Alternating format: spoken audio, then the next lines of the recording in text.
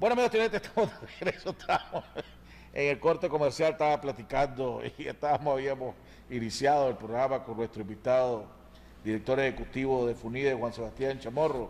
Juan Sebastián, bienvenido al programa, gracias por haber aceptado la invitación y aprovecho además para adelantar mis felicitaciones por la presentación que hiciste el día martes y por la asistencia, pues vi gente lleno en primer lugar y además gente que conocen y genera mucha opinión y muy respetada pues alrededor, así que te felicito, aprovecho para felicitarte. Muchas gracias, Jaime, muchas gracias por la invitación al programa y también por haber asistido al evento, ¿verdad? Este programa de presentaciones que hacemos del informe de coyuntura económica pues se ha vuelto ya una tradición en el país, en el cual la gente llega a informarse, ¿verdad? Llega a informarse para la toma de decisiones, llega gente del sector privado principalmente, pero también llega gente de organismos internacionales, académicos. Entonces se ha tornado, digamos, la presentación de este informe en una tradición ya, ¿verdad? Donde la gente empieza y recibe en aproximadamente 1 hora y media una radiografía de todo lo que está pasando en la economía nacional, lo bueno y lo malo, porque siempre en todo informe tratamos de balancear, ¿verdad? Lo que va marchando bien y lo que no va marchando bien. Comencemos entonces esa radiografía que nos diste a lo que asistimos, para que se la des, te voy a dar la palabra para que se la des a los amigos televidentes, para que después podamos entonces entrar a un sinnúmero de preguntas y respuestas y hacerte preguntas sobre diferentes escenarios que podrían suceder en la economía nacional. Bueno, en primer lugar, tenemos que estar conscientes, esto siempre lo decimos, de que lo que pasa en la economía mundial afecta a Nicaragua. Nosotros somos un país que vivimos de nuestras exportaciones y por lo tanto todo análisis que siempre hacemos comenzamos con qué está pasando en el mundo. Afortunadamente las condiciones económicas mundiales están estables, Estados Unidos va creciendo, está disminuyendo el desempleo, Europa está bien, China va creciendo a 7,5%, hay algunos problemas en algunos países latinoamericanos por la disminución de los precios de exportación, ¿verdad? Pero igual vienen creciendo, de tal manera que el contexto mundial es bastante favorable. Viniendo ya a Nicaragua, tenemos algunos sectores que están creciendo interesantemente, las exportaciones, casi a un 9% de crecimiento, esto, Jaime, a pesar de que los precios no nos están ayudando. Es decir, la capacidad exportadora ha aumentado y no ha sido por un factor de precios, sino porque, bueno, está aumentando la producción física. Se nota un crecimiento en el sector maquila, manufactura, y esto es bastante positivo. También se ve un incremento en el consumo y un incremento en los depósitos del sector privado en los bancos, que se traduce también en un mantenimiento de buenas tasas de colocación de crédito, aunque en algunos sectores se ve un poco disminuido, como por ejemplo en el sector agrícola. Vimos un crecimiento de préstamos en lo que va del año a abril del 2014, que es la última fecha de corte de los datos. Vemos de que el crédito agrícola no ha crecido lo suficiente, ha crecido menos del 4%, mientras que las otras carteras, por ejemplo la vivienda creció el 18%, el comercio creció a tasas altas arriba del 15%. Entonces ahí vemos un tema de preocupación porque somos un país agropecuario y nos preocupa que la colocación de créditos en el sector agrícola haya crecido. Tampoco producto, creemos nosotros, naturalmente del niño, ¿verdad?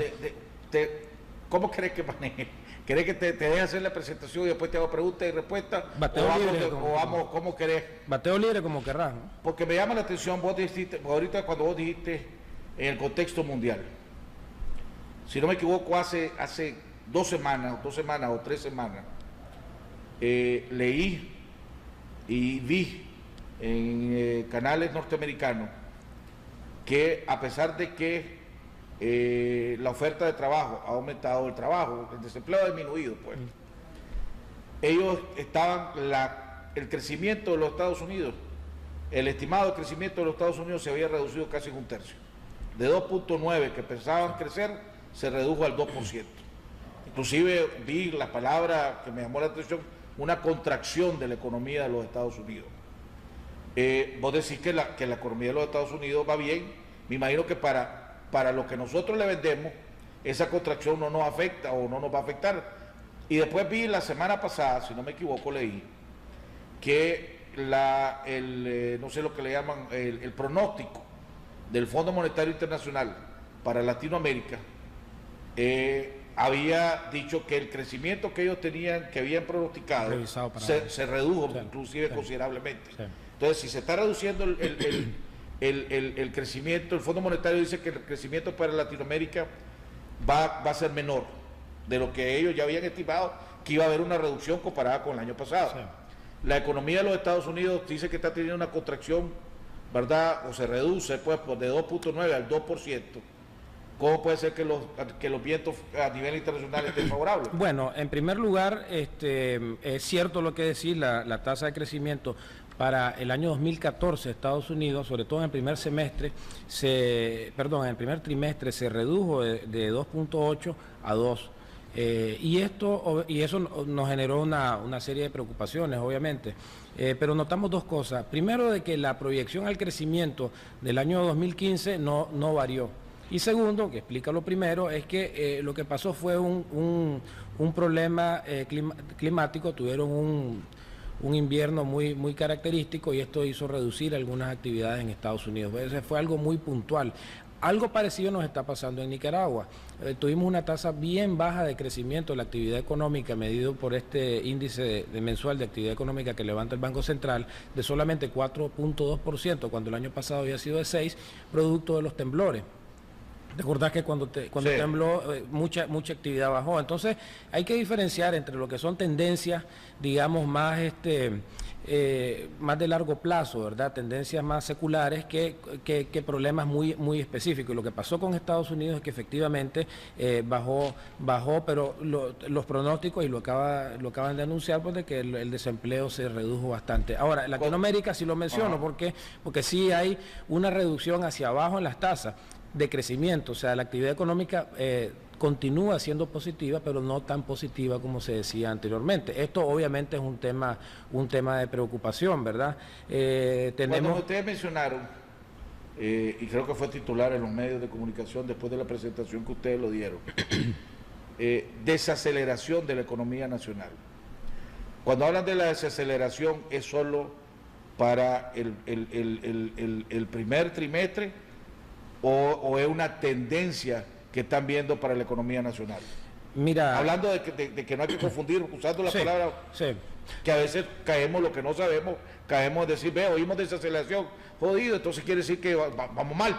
Mira, en el informe de coyuntura pasado, más bien veníamos diciendo de que notábamos que en noviembre, diciembre y enero del año pasado y este año se había notado un incremento que continuó hasta febrero y luego empezó a bajar paulatinamente marzo y abril, ¿verdad? Que es hasta donde tenemos la fecha de corte. Aparentemente algunas indicaciones muestran de que tal vez en mayo hay algún tipo de recuperación, no lo sabemos todavía. Pero si uno ve los datos de todo el año, si no se va hasta un año hacia atrás, sí se ve que va bajando un poquito la actividad. La preocupación está más asociada, Jaime, a qué es lo que viene, porque estamos viendo, y lo mencionaba con el tema de los créditos, de que este fenómeno del Niño nos va a golpear, y eso ya lo estamos incorporando en nuestras tasas de crecimiento. ¿Cómo establecen ustedes una tendencia? Bueno, nosotros tenemos modelos... ¿O cómo se establece? Pues no ustedes, pues en general, ¿cómo se establece una tendencia? Bueno, en general existen herramientas donde básicamente en modelos de computadoras claro, digo, en el periodo de tiempo, cuando después de 10 meses de que una economía vaya poquito a poquito para abajo, eso ya es una tendencia, por ejemplo, 10 meses, 8 meses, 5 meses, un año. Bueno, nosotros hacemos el informe de coyuntura cada trimestre y mostramos, digamos, la tendencia o sea, podríamos dividir el año en cuatro partes, ¿verdad? Para ir contando la historia casi en tiempo real, de tal manera de que hay dos formas de verlo, un poco más a largo plazo y ver una tendencia más largo, que es lo que está pasando en este momento.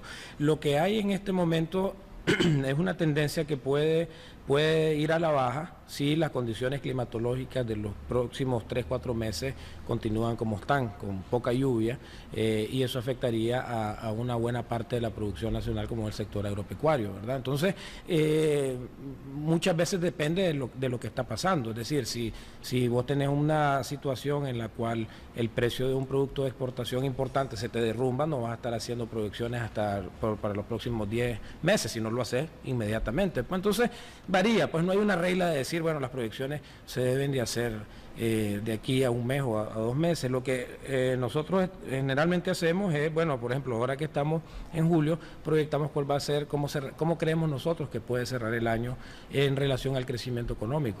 ¿Cómo creen ustedes que va a cerrar el año? Porque vos ves ahorita, ok, supongamos, el niño, que llegue, supongamos que llegue, pues, habla ya, no sé, en algún lugar leí ahora de que inclusive puede haber hambre, que hay un organismo internacional que está diciendo que puede haber hambre aquí en Nicaragua, puede haber hambruna, está hablando de hambruna. Si se da el factor de niños, que en algunos sectores ya está dado, a eso agreguémosle el impacto de la roya en el café, que lo seguimos teniendo. La situación del maní, el subsidio del maní que le dio los Estados Unidos a su sector, que está afectando a los maniceros aquí en Nicaragua, afecta el occidente. Después tenemos la reglamentación que el sector privado está luchando ahorita sobre la exportación del puro, que era otro de los que estaban saliendo hacia adelante. Y para rematarla, diría uno, no, si todavía no ha llegado ni a los TPL, para rematarla, los Estados Unidos ya le levantan la cuarentena a la carne brasileña. Entonces ya Brasil va a poder exportar carne a los Estados Unidos, lo que va a afectar a los mataderos y a los ganaderos, que de por sí ya se está muriendo el ganado de esto. Y a eso agreguémosle que es la incertidumbre alrededor de los TPL. Entonces, si uno ve todo eso, me estaría diciendo Miguel Mora, es que te está viendo todo esto como que si es el fin del mundo. Entonces, es para preocuparse, para que estemos todos preocupados, sector privado, gobierno, todo el mundo, y amarrarnos y ver qué medidas debemos de tomar, o no hay que ser tampoco. Bueno, yo creo que ya hay preocupación, desde el mismo hecho de que han pasado en los últimos 3-4 días una comisión de ganaderos en el Banco Central de Nicaragua viendo acciones de emergencia, y pues aquí hay que reconocer de que ya el gobierno está tomando algunas acciones para paliar esta difícil situación que está sufriendo la ganadería en todo el Pacífico de Nicaragua. Es decir, tal vez a veces a nosotros se nos olvida de que existe el sector rural y estamos solo en la ciudad, pero en este momento se está muriendo ganado en la zona pacífica, no hay comida, los pastos no han mejorado. Entonces, sí hay preocupación, ¿verdad? No podemos simplemente decir, bueno, ahí está el niño y no tomar carta en el asunto. Yo creo que se están tomando cartas en el asunto. Con relación a lo primero, que es lo del clima, desde el 1990 hemos tenido 7 niños con niveles distintos de severidad. Entonces hicimos un análisis muy simple de ver cuánto ha crecido la economía, la actividad pues de toda la economía en su conjunto, con años niños y años no niños. Y la diferencia está marcadísima, ¿verdad? Tenemos una disminución aproximadamente de un punto porcentual, o sea que si aumentaba 5% en un año no niño, en un año niño aumentaba solamente 4%. Obviamente la economía se ha ido diversificando hacia otros sectores y ya el impacto ya no va a ser ese, porque el sector agropecuario ha venido a ser complementado con otros sectores económicos, pero los cálculos que nosotros ya estamos incorporando es de que en un escenario de un niño severo, las tasas de crecimiento de la economía que las habíamos proyectado del 4%, si se da un efecto niño podríamos estar hablando de 3,5%. Entonces, esto es una voz de alerta de...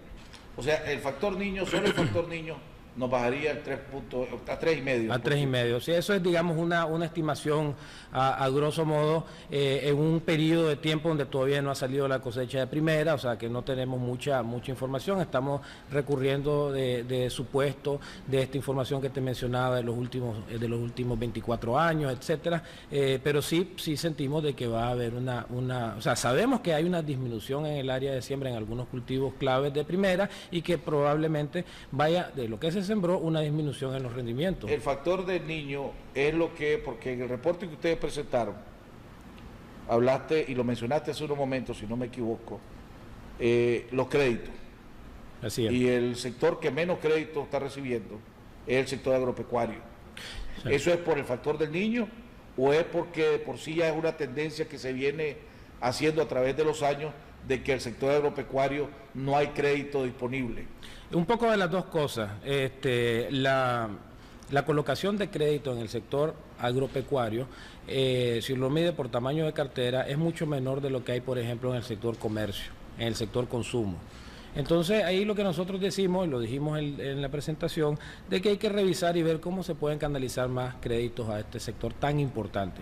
Ahora, cuando vemos cómo ha crecido toda la cartera, notamos de que todas las carteras de crédito, inclusive la agrícola, han aumentado, pero la que con relación al año pasado, pero la que menos aumentó con relación al año pasado es la agrícola. ¿Vale? Entonces, ¿qué te está diciendo eso? Que hay una cautela del sistema financiero de prestar para la siembra de primera, en este caso, porque no tenemos otra más información, y muestra algún tipo de cautela. Pero eso, ¿qué significa? ¿Que hay falta de una estrategia del gobierno, falta de una política del gobierno hacia el sector, de buscar cómo incentivar al sector financiero para que promueva al sector agropecuario, la necesidad de volver a crear un Banco Nacional de Desarrollo, que ha sido tema de discusión desde que se cerró el Banco Nacional de Desarrollo?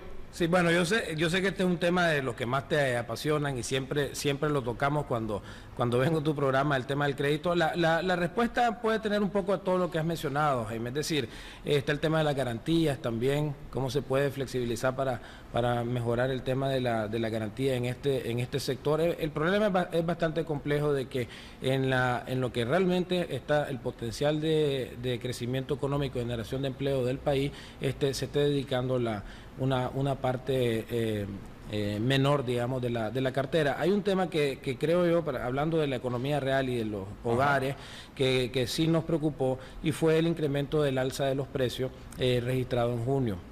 Tenemos que la inflación venía bajando en el curso del año, pero ya para junio aparece un incremento bastante alto del 6.1%, y casi arriba del 8% de la canasta básica. Y entonces lo que en la encuesta que nosotros hacemos a los hogares, entrevistamos a miles de hogares en todo el país, y fue tomado por los medios, es el deterioro en la capacidad de compra que muchos de ellos han tenido en sus presupuestos, ¿verdad? Entonces ya se está sintiendo el efecto del incremento de los frijoles, etcétera, para ya en el presupuesto de los hogares, ¿verdad? Entonces esto fue algo que lo resaltamos. La última encuesta que usted considera, la última encuesta, creo que no sé si fue de MIR o Cicalo.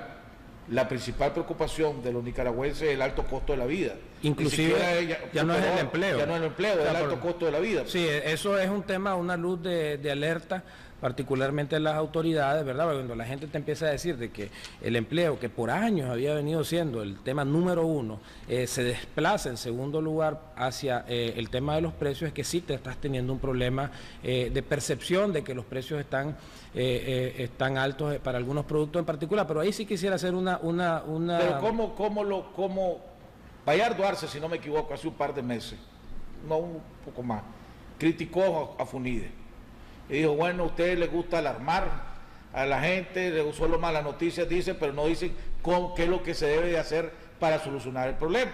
Es fácil criticar, dice, sin decir.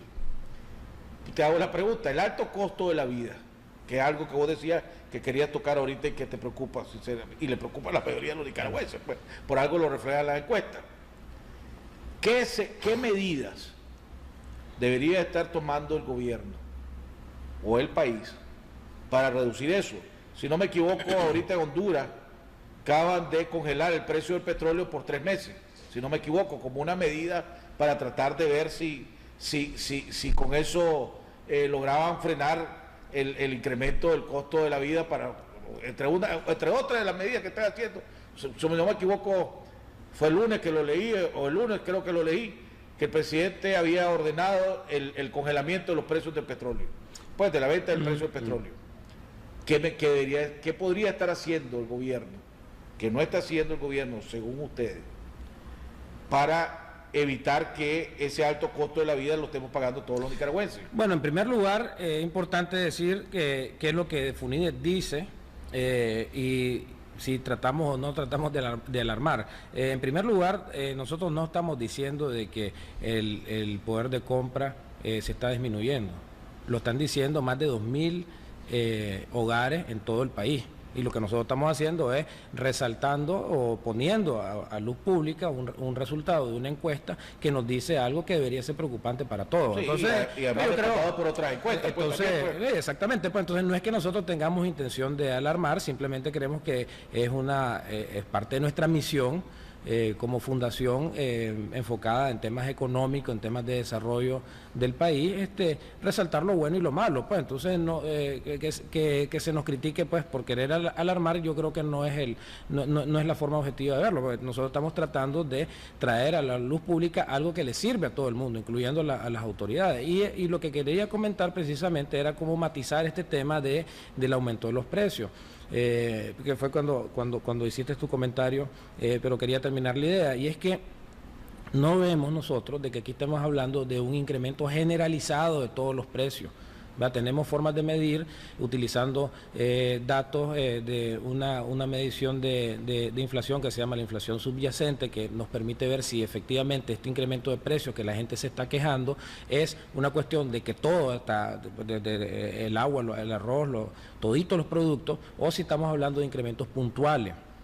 Eso tiene una gran importancia, porque si solo estás hablando de productos puntuales y que se producen en el país, podrías estar hablando de una buena oportunidad para el sector frijolero, por ejemplo, para que aumente la oferta y se regulen vía el mercado de estos precios. Pues entonces pareciera ser de que, no pareciera ser, estamos convencidos de que aquí no estamos hablando de un mal manejo macroeconómico o una irresponsabilidad de parte de las autoridades monetarias, nada de este tipo de que esté llevando a una inflación y ser alarmista en este sentido. Es sobre productos específicos y puntuales que se está dando un incremento, que lo que pasa es que los frijoles son una parte importante del consumo diario de los hogares y ellos lo ponen en las encuestas. Pues entonces hay que, como digo yo, matizar este problema objetivamente, ¿verdad? Entonces, pero por ejemplo, el alto costo en los frijoles, vos mencionás los frijoles.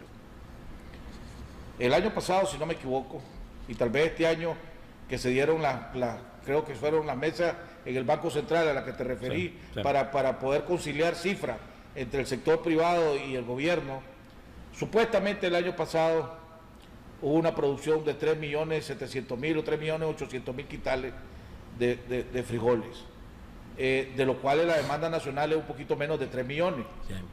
Pero aún con esas 3.700.000, ya vea dónde estamos el precio del frijol a 26, 27 Córdoba, creo que está hoy amaneció a 27 Córdoba. Y hay noticias de que estamos exportando frijol a Honduras. Entonces, algo no funcionó. Para eso entra ENAVA. No vi que hicieran ustedes referencia en tu informe la falta de lo que es, desde mi punto de vista, la falta de efectividad de ENAVA. Porque si no me equivoco, ENAVA fue creado para proteger a ambos, al consumidor y al productor. Si hay una sobreproducción de X producto, se la compra el productor para que no se le caiga el precio, lo guarda y cuando haya demanda lo saca. Y al revés, pues, o sea, cuando hay una demanda, cuando hay una escasez de productos, ENAVA lo saca para que no se disparen los productos. Si no me equivoco, para eso fue creado ENAVA. Lo que significa que este año no sirvió para nada. Entonces, cuando hablas de cuando hay esos productos puntuales, y ahora estás anunciando, si no me equivoco, se anunció de que el precio del arroz a partir de esta semana ya aumentó también, va a aumentar 2 o 3 Córdobas a la libra.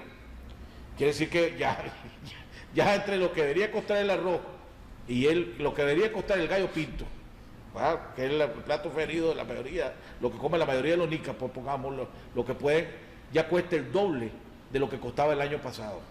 El doble. Bueno, vos estás mencionando el consumo y la producción en cantidades de millones de quintales. Es bien difícil que una empresa pública pueda manejar volúmenes de millones de quintales. Nosotros siempre insistimos de que este tema de los precios reflejan fundamentalmente y en el fondo y al final de todos los tiempos un problema de producción. Cuando vos tenés un precio alto es que no hay suficiente oferta. Eso es tan sencillo como tan claro como el agua. Entonces, lo que hay que pensar es en incentivos a que la gente produzca más de eso, ¿verdad? Es que no hubo problemas de producción. No lo o sea, el problema es que no sabemos si hubo problemas de producción o es que hay unos acaparamientos ilegales. Pues que ese es otro de los aquí el canal Miguel Mora hizo un reportaje donde la gente del mercado oriental dice, y nosotros sabemos dónde está el frijol guardado, y lo están guardando hasta que el precio salga. Pues entonces, pero te devuelvo la pregunta, ¿vos crees que la gente estuviera acaparando si hay abundancia? Si hay una gran producción, tiene sentido acaparar. Es decir, yo creo que el acaparamiento es producto de la misma escasez y no la escasez producto del acaparamiento, ¿me explico? Es decir, nosotros no estamos nosotros no estamos convencidos al 100% de que aquí se produjo lo que se produjo el año pasado, por ejemplo, de frijoles. O sea, esa es una duda también. Hay gente que se dedicó a otros cultivos, ¿verdad? Porque habían oportunidades de mercado, y hay que decirlo francamente también. Aquí se ha prohibido la exportación de frijol rojo también. Hace 2 años, creo. Entonces, cuando ya empezás a intervenir en los mercados, estos son el tipo de complicaciones que te pueden surgir, ¿verdad? No estoy diciendo que esto es lo que haya pasado, pero hay que tener una idea de que para que realmente pueda haber una oferta fluida aquí tenés que facilitar a que todo el mundo tenga las mismas condiciones, independientemente de que si el frijol sea frijol o otro producto. ¿Qué recomendación podría hacer?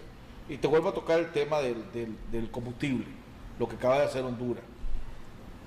Yo sé que voy a recibir un mensaje de Alfredo Cuadra diciendo que eso es una locura, ¿verdad? Pero el alto costo del diésel, y digo el diésel, el combustible en este país, se refleja en el aumento de todo lo demás, porque se aumenta el combustible, se aumenta el costo del transporte, se aumenta el costo de la energía, se aumenta el costo, y entonces, ¿qué es lo que hace el productor? Se lo traslada al producto. ¿Qué es lo que hace el comerciante? Se lo traslada al producto. Entonces, al final del cabo, la cadena la viene pagando el consumidor.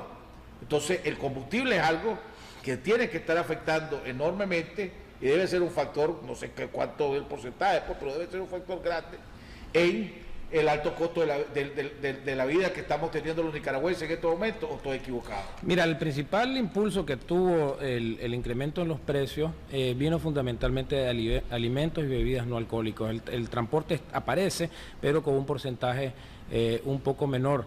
Yo creo que la pregunta que te hace, que es muy válida, hay que diferenciarla. O sea, existen en economía productos regulados, como los hidrocarburos, y productos no regulados, productos que son oferta y demanda. Quisiera referirme a estos últimos porque ahí donde uno tiene que ver y facilitar que la oferta y la demanda, que son las únicas dos cosas que pueden realmente determinar los precios al final del día, ¿verdad? La oferta y la demanda, ahí tenés que promover para que exista facilidades a los productores para que puedan abastecer a los consumidores.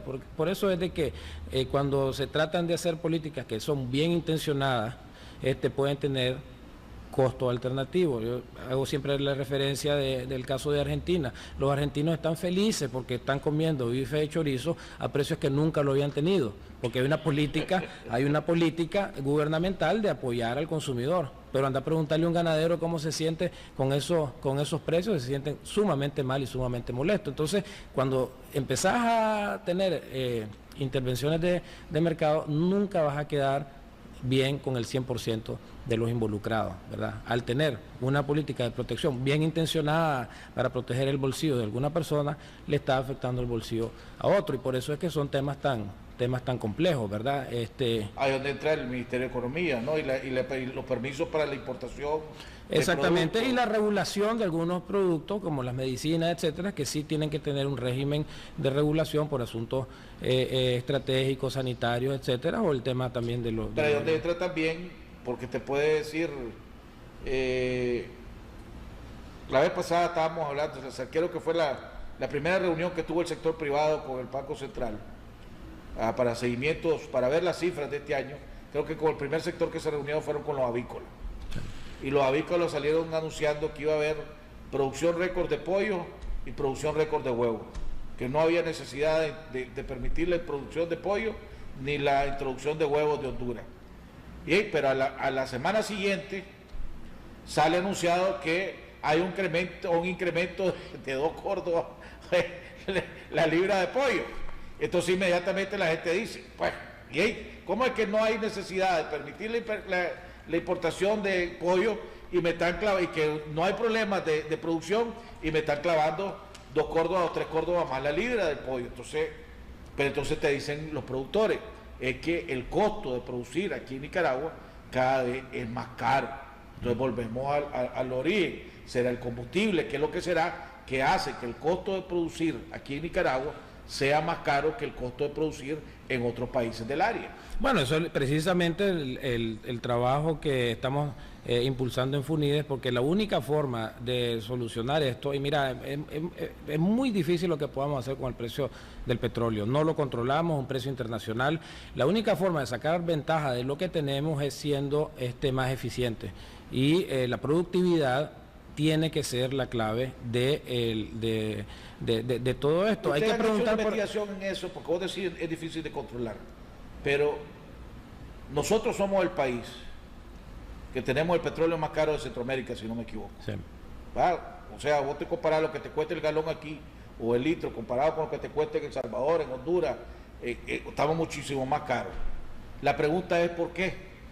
¿Por qué es que nosotros pagamos el petróleo más caro de Centroamérica, cuando supuestamente tenemos un trato preferencial, tenemos crédito? Es más, nosotros le exportamos a El Salvador y El Salvador lo vende más barato que nosotros. Entonces, ¿ustedes han hecho algún estudio de saber por qué es que nosotros pagamos, los consumidores, el petróleo más caro del área? No lo hemos hecho, realmente que no lo hemos hecho. O sea, ¿será por la cadena de impuestos que hay que pagar?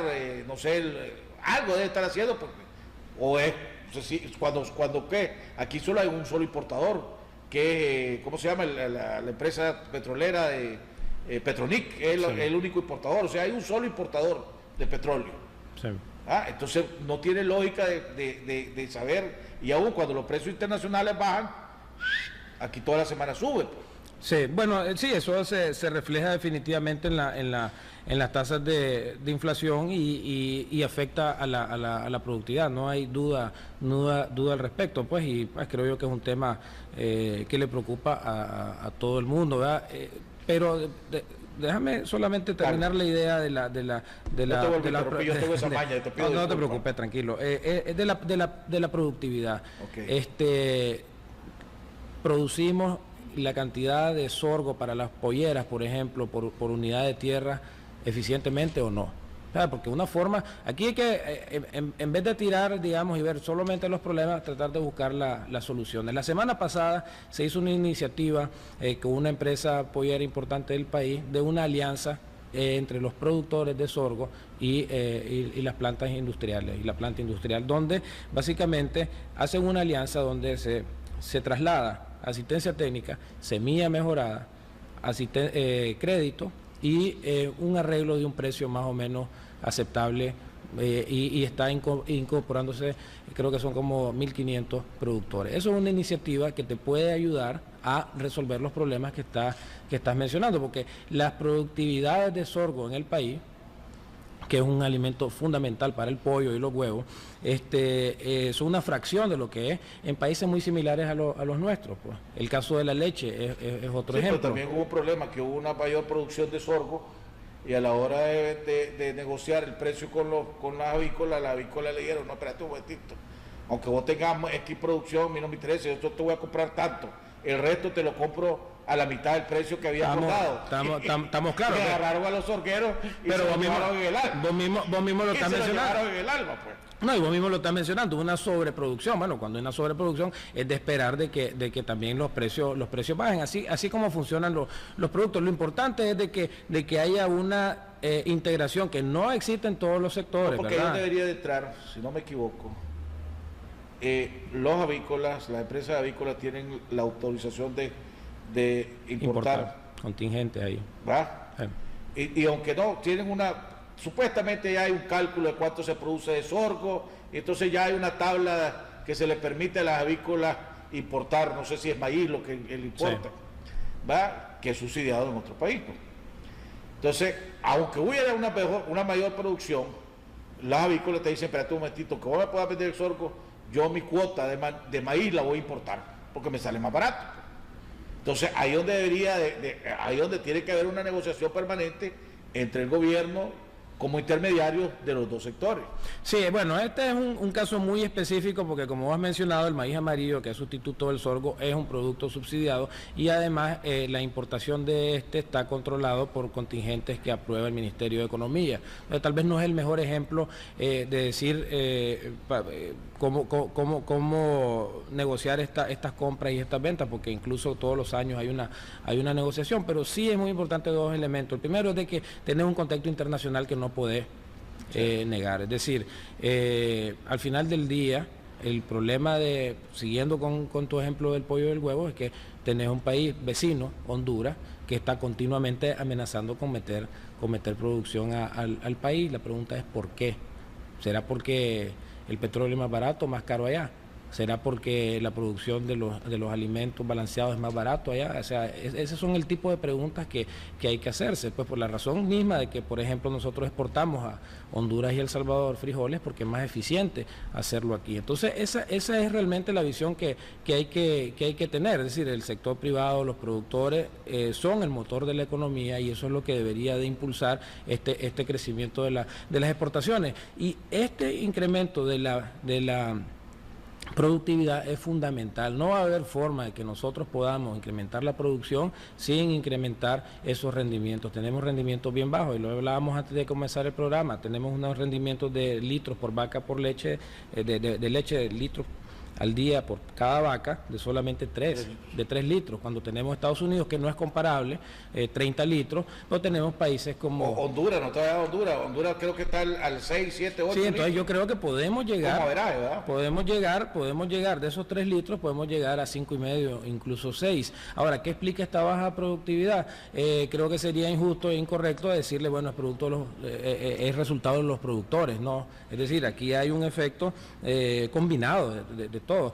Vemos, por ejemplo, que en el centro del país, particularmente algunos municipios de Chontales, como Santo Tomás, La Libertad, etcétera, tenemos unas buenas productividades y una buena producción por finca. ¿Qué es lo que hay en el centro de Chontales? Hay buenas carreteras, hay tendidos eléctricos, hay plantas procesadoras, hay un poquito más de industrialización. Cuando ya te vas moviendo, digamos, buscando Mulucucú o Canadepaigua, no tenés las carreteras, no tenés la electrificación, entonces ahí tenés que tus rendimientos se te reducen. Pues entonces lo que hay que pensar aquí es una estrategia en la cual estas productividades de cada uno de los sectores, y nosotros lo estamos retomando en este informe, tomamos el tema de la leche en particular, lo vamos a seguir haciendo con otros sectores, ver cuáles son los elementos que te ayudan a aumentar esta productividad. Por ejemplo, si vos tenés el tema, continuando con el ejemplo de la leche, que es un resultado que tenemos aquí en el informe, si vos aplicás inseminación artificial, que menos del 10% de los productores actualmente lo hacen,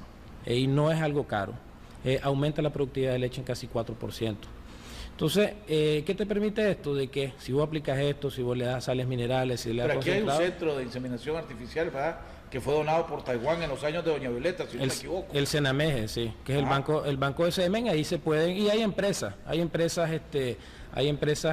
internacionales que te venden semen de la mejor calidad de todas partes del mundo.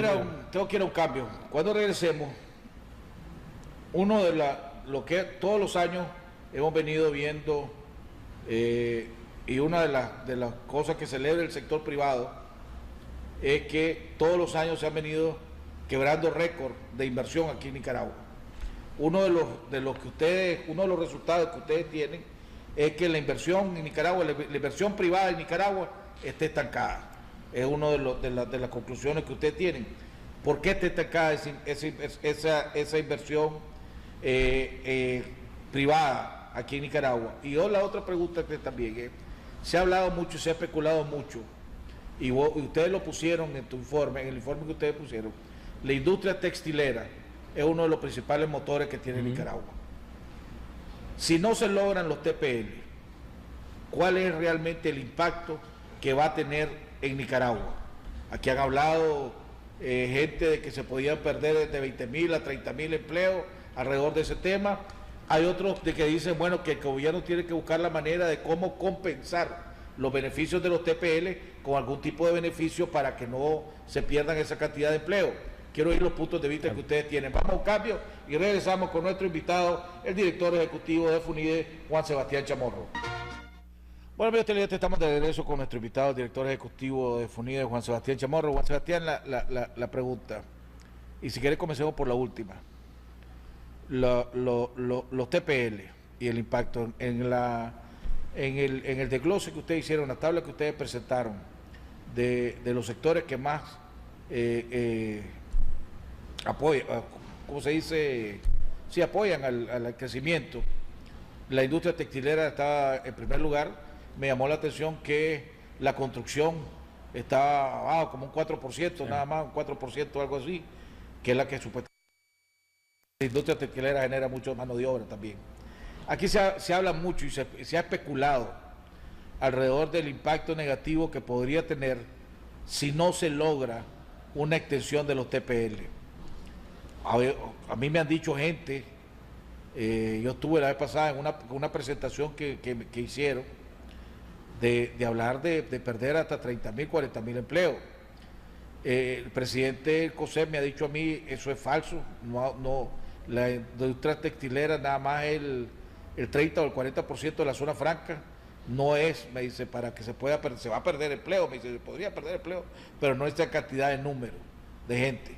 ¿Cuál es la realidad del impacto de los, si hay o no hay TPL aquí en Nicaragua? Bueno, en primer lugar sería bueno... que tampoco lo pusieron definir en sus proyecciones, ¿verdad? Sí, ustedes. No, tampoco. Sería bueno, antes que nada, decir qué son los TPL para algunas personas que lo están oyendo por primera vez, y es que cuando se negoció el Tratado de Libre Comercio, el sector maquila, que siempre es un sector controversial para los países desarrollados, Jaime, porque los diputados y senadores de Estados Unidos ven esto como una amenaza a la generación de empleo en sus propios distritos. Entonces lo que Nicaragua logró hábilmente es que mucha de la materia prima de estas maquilas textileras pudieran entrar a una de países que producen muy barato como China, por ejemplo, y que Estados Unidos reconocía como que si fuera producción local. Eso te da automáticamente una competencia, una competitividad adicional a la maquila de Nicaragua, y eso trajo por todos estos 10 años una inversión de este sector de empresas que, moviéndose por estos incentivos, se trajeron las fábricas a Nicaragua. Y con este punto quiero comenzar, y es que al traer estas preferencias solo para Nicaragua, también puede estar tocando intereses de otros países de la región que no tuvieron estos beneficios. Entonces, no es tan fácil conseguir que te las amplíen por 10 años más o por 5 años más, porque esto no es un beneficio para todos los países de Centroamérica. Se lo dieron a Nicaragua por ser el país más pobre de la región, y le dijeron, bueno, pues te vamos a dar esto como ayuda, pues, para el sector. Entonces, ese es el contexto general, ¿verdad?, de lo que significan los TPL. Mira, no hay nadie todavía que haya hecho una estimación exacta de cuál es el impacto del empleo. Nosotros lo hemos estado hablando con alguna gente del sector, y vamos a ver la posibilidad de analizarlo en más detalle, porque esto es muy, muy específico a cada una de las empresas. No todas las empresas utilizan este beneficio, se reparte de una manera equitativa en algunos casos, hay otras empresas que no lo utilizan. Entonces es algo más complejo que decir 20.000, 10.000 o 5.000 empleos, ¿verdad? Aún sin no tener los TPL, existe la posibilidad que muchas empresas, por los beneficios que hay en Nicaragua, por los costos relativos de la mano de obra, por la cercanía que tenés con el mercado más grande del mundo, como es Estados Unidos, podés tener todavía, y estamos seguros que existen, competitividad para poder seguir sirviendo este mercado. De todas maneras, el gobierno debería estar trabajando en algún tipo de incentivo para aquellas empresas que son beneficiadas con esto y que ahora no lo tengan, para dejarlas aquí, porque Honduras, si no me equivoco, está en un plan agresivo, energía más barata, etcétera, para volver a traer la zona franca, que se le fueron a Esa ellos. es la forma de tener de retener a estos empleos. Tenemos que recordar que en Estados Unidos actualmente pues es un año electoral, son las elecciones de medio término, Sí. y la Cámara de Representantes, el Senado andan preocupados por otro tipo de temas más que temas comerciales. Entonces, todos estos escenarios, ¿verdad?, apuntan a que es bastante complicado, digamos, de que esto se extienda, y tenemos que ir tomando contingencias para controlarlo, Fíjate que pues, y contrarrestarlo. mencionaste el CAFTA. A partir del año que viene, y me acordé ahorita que me vine, a partir del año que viene, creo que son 32 o 36 productos que se producen en Estados Unidos van a poder entrar a Nicaragua. Si no me equivoco, la semana pasada hubo una conferencia de prensa de las MIPYMES diciendo, preocupadas porque el calzado, faja, etcétera, son productos que van a afectar o van a golpear directamente a la pequeña industria de este país. Eso tampoco lo tomaron en cuenta ustedes en los pronósticos para el año que viene. ¿Y cuál va a ser el impacto que eso va a tener?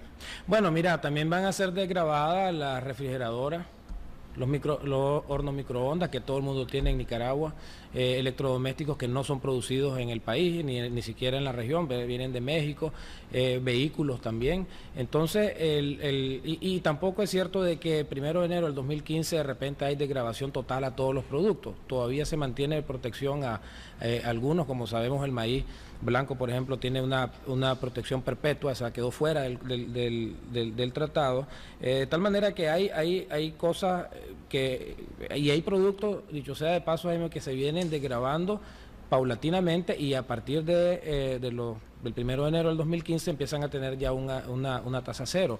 Esto hay que verlo desde el punto de vista de productos puntuales. El cuero, por ejemplo, ¿verdad?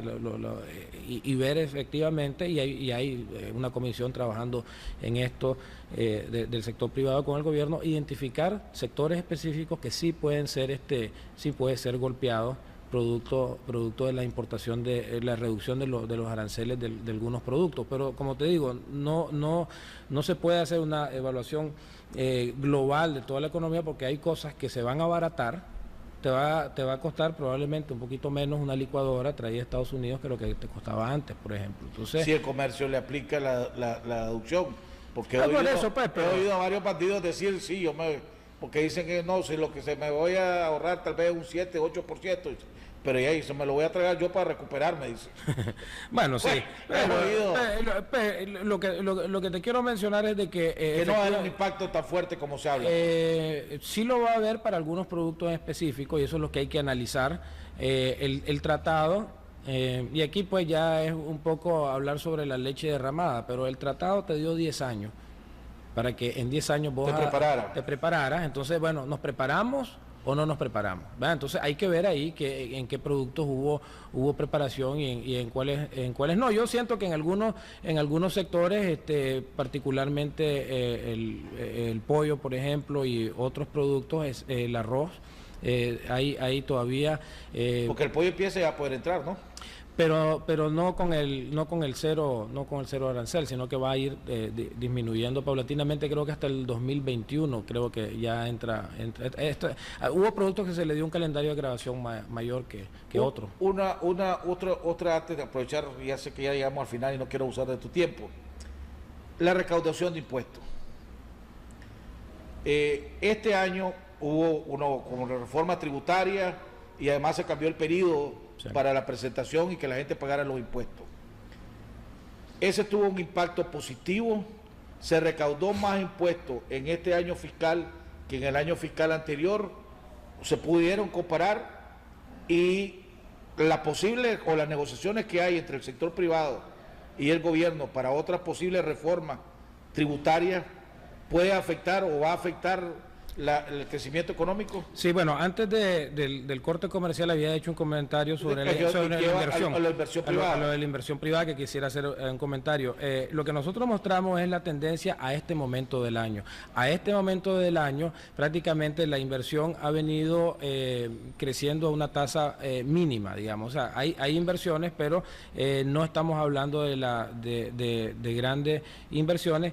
Creemos nosotros que esto es fundamentalmente un tema de preparación de nuevos proyectos, pues no hay alarma en este sentido. Según lo que hemos escuchado de la Cámara de la Construcción, ya hay en la tubería unos 3 o 4 proyectos de inversiones fuertes que vienen en el 2014 y que todavía no han arrancado, ¿verdad? Como por ejemplo el Hospital Occidental y otro tipo de inversiones. Entonces, si estas inversiones se dan en el 2014, como pareciera ser, entonces este número puede incrementarse, ¿verdad? De la inversión. Pero en este momento no registramos mucha actividad en el tema de la inversión. Mucho se hablaba de que el proyecto Tumarín afectaba medio punto en el PIB. Se va a parecer una telenovela, ¿verdad? ¿Eso ustedes lo tomaron en cuenta? Nosotros lo tomamos como un escenario de oportunidades. Si Tumarín se da, entonces ahí tenemos una inyección de una inversión de más de 1.200 millones de dólares, que obviamente va a tener un impacto en la economía. Un anuncio muy reciente de que ahora por el tema de la sequía no va por el momento, pues entonces siempre lo ponemos ahí en un escenario específico porque es una inversión lo suficientemente grande para ya tener un impacto. O sea, en ese 3 puntos y pico que ustedes no está incluido. No está incluido. O sea, si se da, aumenta. Sí, o sea, pero no baja, pues. Por ejemplo, para que tengas una idea, si para el próximo año, si Tumarín se da, podríamos estar hablando del 5%. O sea, de crecimiento, o sea, son efectos bien interesantes. Con relación a la recaudación de impuestos, se cambió el calendario en el cual se declaran los impuestos, entonces mucha gente se movió el calendario de moverse de la declaración de septiembre a la declaración de fin de año y naturalmente eso te generó un incremento de casi el 10% de los impuestos, de incremento del impuesto sobre la renta. Ahí la pregunta es de que, bueno, es una buena noticia, pero hay que tomar en cuenta que esto es producto de un cambio de regulación y que ya eso se va a estabilizar. Pues entonces sí hubo un incremento, pero fue producto de ese cambio en el calendario. Usted no sabe si el impacto de la reforma tributaria fue positivo o fue negativo. ¿Hay algo o algún estudio que diga, porque esa es la gran pregunta, ok, si se está negociando algo entre el sector privado y el gobierno, debe ser basado en algún tipo de evaluación, cuáles reformas dieron resultados, cuáles reformas no dieron resultados, qué afectó, qué ayudó, qué generó empleo, qué es lo que no generó empleo. Hubo un incremento, o sea, el efecto fue positivo. Para el gobierno. En mayor recaudaciones. Ahora, ¿qué impacto tuvo para el sector privado? O sea, perjudicó, hubo pérdida de empleo en algunos sectores, hubo menos inversión en otros sectores. ¿Hay algún tipo de estudio? ¿Ustedes van a hacer algún tipo de estudio alrededor del impacto de la reforma tributaria que tuvieron o están teniendo? A ver, es que son dos cosas. En la reforma tributaria se cambió el calendario No, apartando el calendario. Pues. Apartando el calendario, sí hubo un incremento en los impuestos, ¿verdad? Relativamente pequeña, pero sí hubo un... Porque hay una calendarización de quitadas de exoneraciones y de beneficios que, si no me equivoco, empiezan el año que viene, 2015, 2010, y terminan de ejecutarse en el 2016. Sí. Eso ya lo van a tomar en cuenta ustedes para el próximo estudio. Sí, claro que sí. Y la gran discusión era que si esto del IR, pasarlo a diciembre, pues había traído una caída. Y ahí nosotros en abril no dijimos mucho porque queríamos tener los datos más recientes, y ya para julio ya vimos de que efectivamente se había dado ese incremento. Yo creo que sobre este tema de los impuestos, Jaime, hay que siempre verlo con una cierta retrospectiva de algunos meses para ver efectivamente cómo va evolucionando, ¿verdad? Porque mucha gente se adelantó a decir esto del calendario causó un derrumbe de las recaudaciones, y no fue cierto, pues se dio un incremento importante del 10%, pero como insisto, ¿verdad? Esto puede ser resultado de simplemente del cambio del calendario. Bueno, hemos llegado al final del programa, ojalá que podamos contar con nuevo antes del otro informe, porque quedaron varias preguntas, claro que sí, y varias temas que faltaron por discutir y por tocar, el tema de gasto público, que es un problema que ustedes dieron, que lo veían que se estaba aumentando el gasto, el déficit entre la importación y la exportación. Déjame hacerte una pregunta nada más rápidamente. Si a vos te preguntan, y 30 segundos le pido al canal nada más, si a vos te preguntan, ¿Nicaragua va por buen camino o mal camino? ¿Qué contestarías vos? Va por buen camino.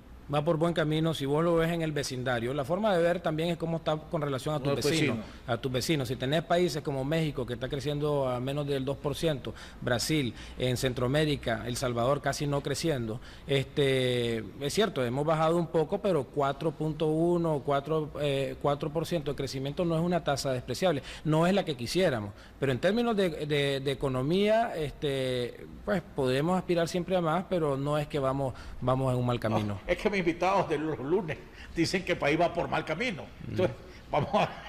ya tengo otro insumo más para debatir. Bueno, yo te estoy dando un insumo desde el punto de vista económico. No, estamos hablando económico, sí, estamos hablando de económico, decían ellos.